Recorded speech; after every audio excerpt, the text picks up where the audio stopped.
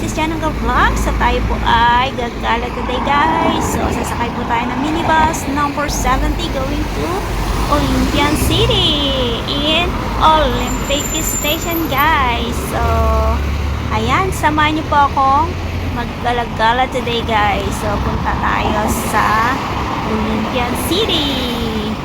So the minibus is here now guys. Number 70. Yeah. So come on. Let's go. Let's go guys.